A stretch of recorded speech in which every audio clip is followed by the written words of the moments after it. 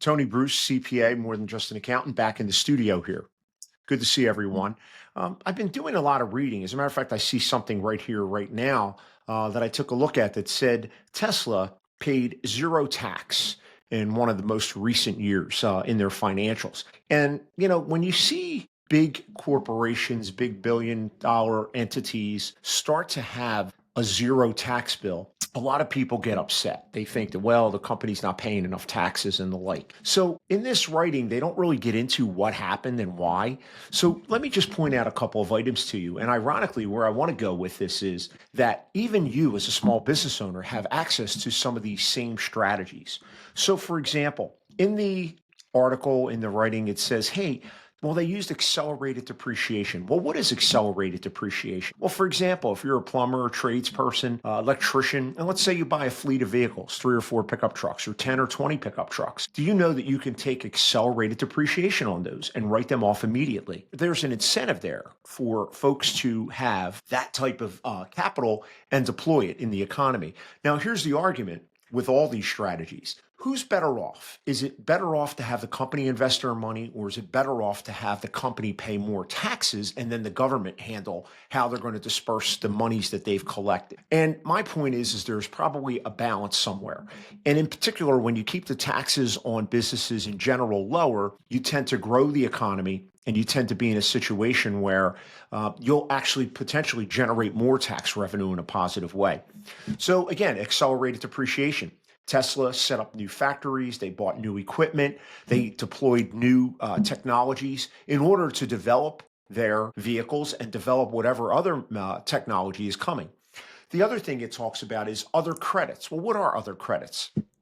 I haven't looked at the financials per se, and I haven't looked at the tax return in detail, but under other credits, it said general business credits. I'm suspecting that they may have employed opportunity credits for hiring certain types of folks that the tax code allows. For example, did you know if you hire a veteran, or do you know if you hire someone with special needs, that there's an opportunity in your organization to get a tax credit for that?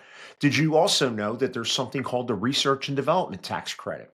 Research and development tax credit is a credit, whereas you could get a tax liability reduced because you are using and deploying research and development. Essentially, you're going to take things like supplies, materials, and other technology, but the biggest part of the research and development tax credit is actually the employees that you hire. So again, other general business credits, that's available to you as a business owner, just like it is to Tesla. And then last but not least, it talks about executive compensation plans. Now, I don't know the semantics of what they're talking about. Was it really an executive stock plan, or was it an employee type stock ownership plan, an RSU, restricted unit? I don't want to get into the weeds there, but did you know, as a benefit and to give your employees skin in the game, even as a small business owner, you could set up a stock ownership plan. Whereas the better the company does, you set certain milestones and thresholds, the better the opportunity for the employee to buy back some of the stock. And when they do buy the stock, it gives them skin in the game. So it's a performance value based stock compensation plan. So I'm not 100% sure, again, with the semantics where they're talking about it. But my point being is this: I believe that many small businesses don't truly understand that they have the same tax strategies available to them as the larger companies. In particular, the tax rate on corporations was lowered approximately 5 or 6 years ago under the Trump tax law changes, where you could, actually it's probably longer than that, 7 years ago, where they lowered the tax rate from 35% down to 21%.